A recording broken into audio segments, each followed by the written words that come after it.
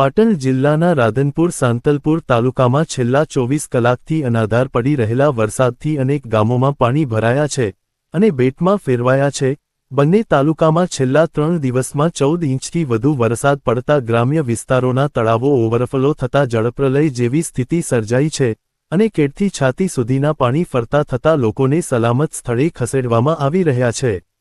હાલ એસડીઆરએફની ટીમો દ્વારા બચાવ અને રાહત કામગીરી શરૂ કરી 40મી વધુ પાણીમાં ફસાયેલા લોકોનું રેસ્ક્યુ કરવામાં આવ્યું છે અને ફસાયેલા અન્ય લોકોને રેસ્ક્યુ કરવાની કામગીરી ચાલી રહી છે। ભારે વરસાદને પગલે રાધનપુરથી કચ્છના નેશનલ હાઈવે ઉપર સાંતલપુર નજીક પાણી વહેતા વાહન વ્યવહાર પ્રભાવિત બન્યો છે અને બંને બાજુ વાહનોની લાંબી કતારો લાગી છે। ત્યારે પાણીના નિકાલ માટે વહીવટીતંત્ર દ્વારા હાઈવે ઉપરના ડિવાઈડર તોડવાની કામગીરી હાથ ધરવામાં આવી છે। 27 જેટલા લોકો ફસાયા છે અને તંત્ર દ્વારા નગરપાલિકા પાટણની એક બોટ મોકલવામાં આવી છે। એ ઉપરાંત એસડીઆરએફની ટીમ અહીંયા આવી ગઈ છે। એસડીઆરએફની બોટ અત્યારે પહોંચી રહી છે, એની મદદથી આ બધા માણસોને બચાવવામાં આવશે। છેલ્લી સ્ટેટસ શું છે અત્યાર સુધીમાં?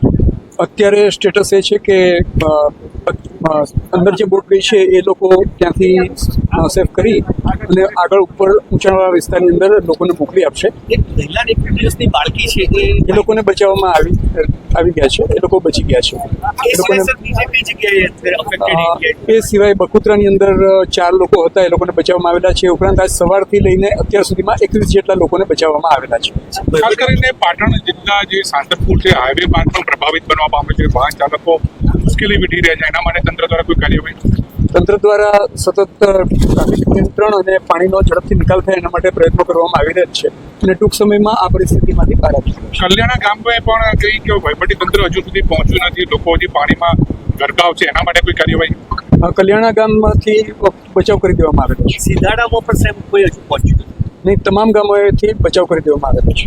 સાંતલપુરનો રામપુરાનો હજી સંપર્ક વિનાનું છે અને ગઢા ગામ બંને જે પણ તમામ ગામોએ તલાટીઓ ગામે જ છે અને એ ઉપરાંત દરેક ગામેથી સંપર્ક કરીને ક્યાંય પણ કોઈને બચાવની જરૂરિયાત હોય એ પૂછવામાં આવી રહેલું છે અને કોઈ પણ વ્યક્તિની જરૂરિયાત હોય તો કોન્ટેક્ટ કરી શકશે। ટોટલ કેટલા ઇંચ પડી ગયું આપની પાસે માહિતી? અત્યાર સુધીમાં રોજનો અંદાજે 7 ઇંચ એટલે કે 14 ઇંચ જેટલો વરસાદ પડી ગયો છે। જિલ્લા માટે કોઈ નંબર, હેલ્પલાઇન નંબર જાહેર કરવામાં આવ્યો છે? જાહેર કરવામાં આવેલા છે, કંટ્રોલ રૂમના નંબર જાહેર કરવામાં આવેલા છે। બીજા આવા જ સમાચાર જોવા માટે અમારી ચેનલને સબસ્ક્રાઇબ કરો, બેલ આઇકોન બટન દબાવો, લાઇક કરો અને શેર કરો।